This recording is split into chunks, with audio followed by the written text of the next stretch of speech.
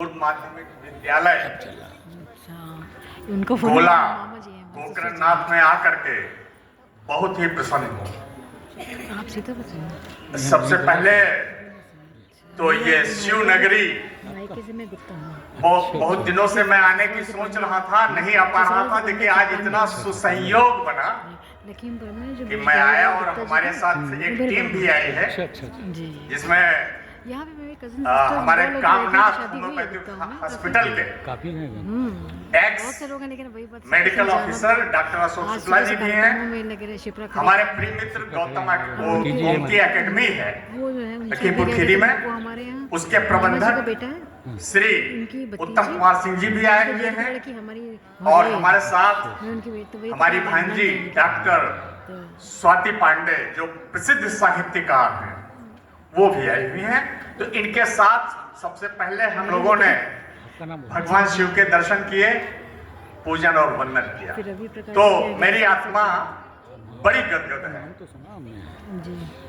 ये जो स्वामी विवेकानंद सेवा संस्थान है, इससे मैं काफी समय से जुड़ा हुआ हूँ और जहां जहां भी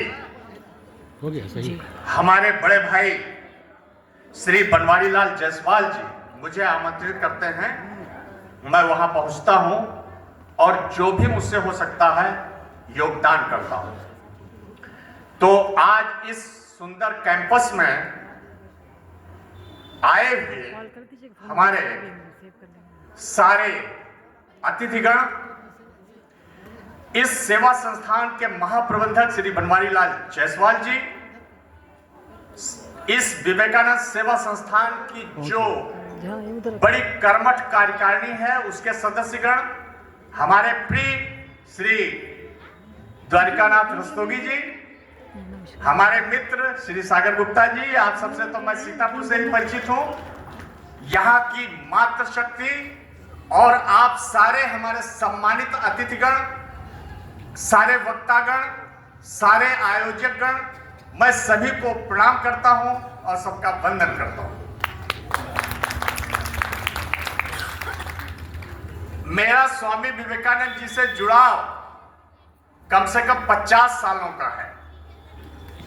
जब से मैंने ऋषिकेश में स्वामी विवेकानंद जी का नाम जाना था, उनका चित्र देखा था, उनकी रोबस्ट पर्सनालिटी देखी थी, तभी से मैं उनका दीवाना हो गया। और आज 50 वर्षों तक मैंने स्वामी विवेकानंद जी के ऊपर हजारों की संख्या में लेख भी लिखे हैं और हजारों भाषण भी दिए हैं। और आज भी मैंने एक लेख लिखा है स्वामी विवेकानंद जी पर, वो है स्वामी विवेकानंद नव भारत के शिल्पी, वो फेसबुक पे है, आप लोग देखना चाहें तो देख सकते हैं, क्योंकि उसमें बहुत ऐसी चीजों को मैंने एक्सप्लोर किया है और प्रस्तुत किया है जो शायद आप लोगों को नहीं पता है और आप जानते नहीं। तो मैं आज अपने इस संबोधन में आपको स्वामी विवेकानंद जी से संबंधित उन बहुत सारी चीजों को बताने वाला हूं, आप सभी के साथ साझा करने वाला हूं, जिनके बारे में आप या तो नहीं जानते हैं या बहुत कम जानते हैं। क्योंकि मैं निरंतर स्वामी विवेकानंद जी के व्यक्तित्व और कृतित्व पर शोध करता रहा हूं।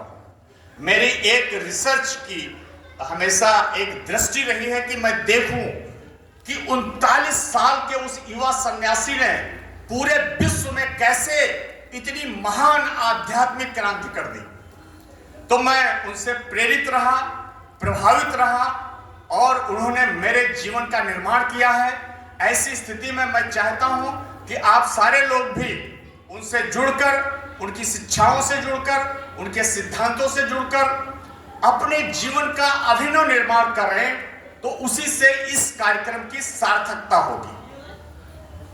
नहीं तो हम एक औपचारिक कार्यक्रम करके निकल जाते हैं और उस महान व्यक्ति से जो हमारे पूरे जीवन में क्रांति ला सकता है, क्रांति के बीज ला सकता है, उससे हम वंचित रह जाते हैं। तो देखिए, उद्देश्य हमारा यह होना चाहिए कि हम स्वामी विवेकानंद जी के जीवन से और उनके दर्शन से वो सीखें जो हमारे जीवन का नव निर्माण कर सकता है। तो आइए अब आज की जो मूल थीम है हम उस पर बात करते हैं, स्वामी विवेकानंद। अभी पूर्व वक्ताओं ने हमें थोड़ा सा उनका जीवन दर्शन की ग्लिम्स दी, झलक दी, लेकिन हम आपको नरेंद्र नाथ दत्ता से सन्यासी नरेंद्र नाथ दत्ता और सन्यासी स्वामी विवेकानंद और सन्यासी स्वामी विवेकानंद से वैश्विक नायक, आध्यात्मिक नायक स्वामी विवेकानंद तक पहुंचाते हैं। पहले नरेंद्र नाथ दत्ता, फिर सन्यासी स्वामी विवेकानंद और फिर उसके बाद आध्यात्मिक नायक, विश्व के आध्यात्मिक नायक स्वामी विवेकानंद। कलकत्ता में वो जन्मे।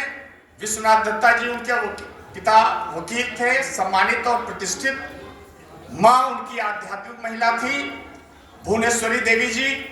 उनके भाई भी थे भूपेंद्र नाथ। उनकी शिक्षा दीक्षा पहले विद्यासागर कॉलेज में होती है, उसके बाद स्कॉटिश चर्च कॉलेज में होती है और उसके बाद वो श्री रामकृष्ण परमहंस के पास आते हैं और वहां उनकी आध्यात्मिक दीक्षा होती है। उसके बाद वो सन्यासी स्वामी विवेकानंद बनते हैं और पूरे भारत का कलकत्ता से कन्याकुमारी तक एक बड़ा भ्रमण करते हैं और बड़ी कठिन साधना भी करते हैं। और इस ड्यूरेशन में वो पूरे भारत का एक एक कोना झांक लेते हैं कि हमारा ये भारत है क्या, यहाँ के लोग क्या हैं, उनकी स्थितियां क्या हैं, किस स्थितियों में। और आप जानते हैं वो काल था ब्रिटिश इंडिया का, 1863 से आप देखिए वो ब्रिटिश इंडिया है। और उस समय हमारी स्थितियां क्या थी, हम कितने पददलित थे, कितनी दास्ता में थे। तो स्वामी जी ने एक एक कोना देखा इस देश का कि हमारा भारत देश है क्या और इसे क्या चाहिए। तो वो एक गरीब व्यक्ति से भी मिलते थे अपनी यात्रा में और एक राजा से भी मिलते थे। देखिए उनके अंदर का कॉन्फिडेंस कितना था। आज हम लोगों को डर लगेगा कि हम राजाओं से कैसे मिल सकते हैं सन्यासी। नहीं, वो निर्भीक थे, उनकी आत्मा विशाल थी, पवित्र आत्मा के वो व्यक्ति थे, इसलिए वो राजाओं से भी मिलते थे। और आप लोगों से भी मैं ये निवेदन करूंगा, अपनी आत्मा फैलाते रहिए, बड़ी करते रहिए और निर्भीकता से जिससे आपको मिलना हो उससे मिलते रहिए। मैं यही करता रहा हूं। यह आपके लिए संदेश है स्वामी जी से। यह भी संदेश आप सीख लीजिए कि हमेशा निर्भीक रहिए और जिससे आपको मिलना हो उससे मिलिए। यह निर्भीकता का संदेश। तो राजाओं ने उनसे कहा, आप इतने योग्य हैं, आपको इतना ज्ञान है, आपको इतने अनुभव है, 30 साल की अवस्था में क्यों ना पार्लियामेंट ऑफ रिलीजन्स हो रही है अमेरिका में, आप चले जाएं। तो कहीं मैं सन्यासी, मेरे पास तो एक नया पैसा नहीं है, अमेरिका कैसे। और उस समय 22 शिप ही जाते थे अमेरिका, कोलंबो से जापान और जापान से चीन, चीन से कनाडा। तो उन्होंने कहा मेरे पास कुछ नहीं है, मैं कैसे जा सकता हूं। तो राजाओं ने कहा आप अर्थ की तो चिंता ही मत करिए, हम संभालने वाले लोग हैं। और उन सारे खेतरी के राजा ने और बहुत सारे राजाओं ने उन्हें आर्थिक सहयोग दिया। स्वामी विवेकानंद जी ने संकल्प किया और वो यहां से निकल पड़े और पहले जापान जाते हैं। जापान में नागासाकी जाते हैं, कोबे जाते हैं और बहुत सारे जापान का मैंने देखा उन्होंने बहुत भ्रमण किया है। स्वामी विवेकानंद ने अपनी यात्रा में जापान में बहुत भ्रमण किया है। उसके बाद वो चीन जाते हैं और चीन के बाद कनाडा होते हुए अमेरिका आ जाते हैं। अमेरिका में ये सारा आयोजन शिकागो में होना था। ये मिशिगन झील पर है और वहां जो स्टेट है इलिनॉय, हम लोग नहीं जानते कि शिकागो किस स्टेट में है अमेरिका में, इसको भी सीखना चाहिए। तो इलिनॉय स्टेट में शिकागो है और वो इलिनॉय स्टेट का तीसरा सबसे बड़ा शहर है। और शिकागो को व्हाइट सिटी भी कहते हैं क्योंकि ज्यादातर उस समय की बिल्डिंग्स सफेद रंग से चमकाई गई थी। बाकी अरविंद रस्तोगी जी जो है, मैं आप लोगों को ये नहीं पता कि ये पार्लियामेंट ऑफ रिलीजन है क्या। इसकी बड़ी लंबी गाथा है और इस इसको जरूर सीख लीजिए आज हमसे कि ये पार्लियामेंट ऑफ रिलीजन्स था क्या, अमेरिका का इंटेंट क्या था, अमेरिका का प्लान क्या था, इतना बड़ा आयोजन करने के पीछे उनका आखिर प्लान क्या था अमेरिकन का। उस समय डेमोक्रेट प्रेसिडेंट थे ग्रोवर क्लीवलैंड। अमेरिका में उस समय डेमोक्रेटिक पार्टी की सरकार थी, उसके राष्ट्रपति थे Grover Cleveland.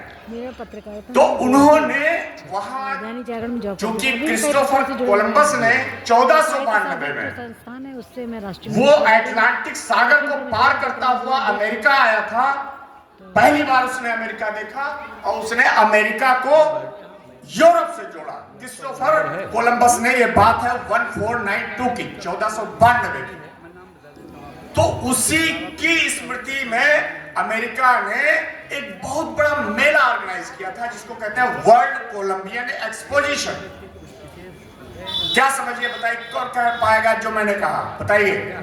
World Colombian exposition, उसी का एक पार्ट था parliament of the world religions. उसी वर्ल्ड कोलंबियन एक्सपोजिशन का यह पार्ट था parliament of the world religions. ये कहानी है। तो उसके जो मुख्य अध्यक्ष थे वो वहां का राष्ट्रपति था। राष्ट्रपति ने ही वर्ल्ड कोलंबियन एक्सपोजिशन का इनॉग्रेशन किया था। अब स्वामी जी पहुंच गए अमेरिका, इनके पास कोई प्रमाण पत्र नहीं कि कैसे आप पार्लियामेंट ऑफ रिलीजन्स में बोलेंगे। इनके पास कोई बोनाफाइड क्रेडेंशियल्स नहीं था, कोई प्रमाण नहीं था, न किसी संस्था के प्रतिनिधि थे। आप चले गए, अरविंद भाई हमसे कहे, पता लगा इनका निमंत्रण भी नहीं है। निमंत्रण किसको मिला था? निमंत्रण कोलंबो से, श्रीलंका से, बुद्ध धर्म के जो थेरवादी बुद्धिज्म है, धर्मपाल को मिला था। थियोसॉफी के एनी बेसेंट को निमंत्रण मिला था। ब्रह्म समाज से प्रताप चंद्र मजूमदार को निमंत्रण मिला था। जैन धर्म से वीर चंद्र गांधी को निमंत्रण मिला था। इनको तो कोई निमंत्रण ही नहीं था। अब आप बताइए कैसे आप जाओगे पार्लियामेंट ऑफ रिलीजन्स में, जब आपके पास कोई न तो बोनाफाइड क्रेडेंशियल्स हैं और न कोई इनविटेशन है। मैं आज यहाँ आया हूँ, इनविटेशन पे आया हूँ, तो बताइए उनकी क्या स्थिति रही होगी। अमेरिका तो पहुंच गए, इनविटेशन कोई नहीं, सपोर्टर कोई नहीं, जानने वाला कोई नहीं, हेल्प करने वाला कोई नहीं, एंट्री कैसे होगी, कैसे होगी। लेकिन जब भगवान होते हैं ना, और वो मानो भगवान ही वो सारा आयोजन कर रहे थे। ये सारा आयोजन अमेरिका का नहीं था, ये सारा आयोजन भगवान का था। और जिसको भगवान की शक्ति में विश्वास न हो वो इस आयोजन को देख ले और स्वामी विवेकानंद जैसे चमकते हैं पूरे विश्व में, उसको समझ ले ये भगवान के आयोजन कैसे होते हैं। तो प्रोफेसर हेनरी राइट जो हार्वर्ड यूनिवर्सिटी से आते थे, उनसे इनकी मुलाकात होती है। और आप, वो पहला भाषण नहीं था उनका शिकागो में, उससे पहले उन्होंने हार्वर्ड में अपना पहला भाषण दिया था। हार्वर्ड यूनिवर्सिटी, देखिए अमेरिका की कुछ यूनिवर्सिटीज बहुत सबसे अच्छी हैं और बहुत स्टैंडर्ड है, जिसमें हार्वर्ड भी है और स्टैनफोर्ड भी है। ये दो यूनिवर्सिटीज वहां की सबसे टॉप की है। तो हार्वर्ड यूनिवर्सिटीज में प्रोफेसर जॉन हेनरी राइट ने सोचा पहले इस सन्यासी की परीक्षा हो जाए, इसके अंदर कितना तेज है, कितना आध्यात्मिकता है और इसके पास कितना ज्ञान है। इसलिए उन्होंने हार्वर्ड में उनका पहला लेक्चर रख दिया।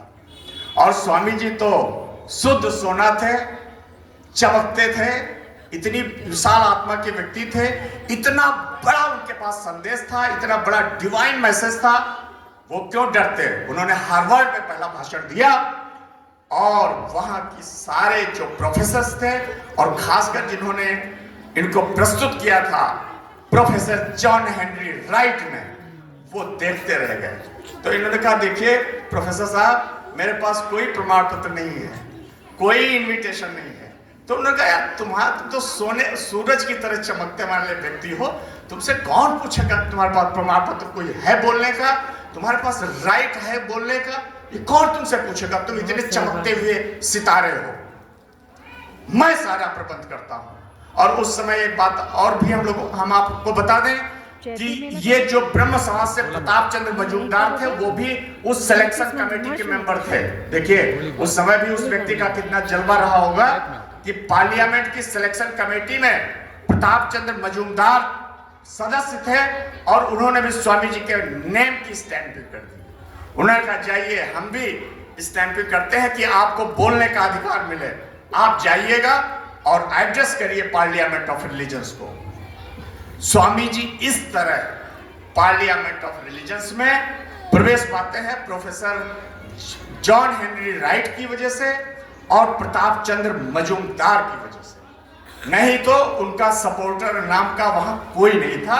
यह सब भगवान की कृपा से हुआ और लोगों ने ये माना कि इनको अपनी बात करने का दैवी अधिकार है, ये जो है इनके पास कोई भगवान की शक्ति है जिससे इन्हें बोलने का अधिकार है।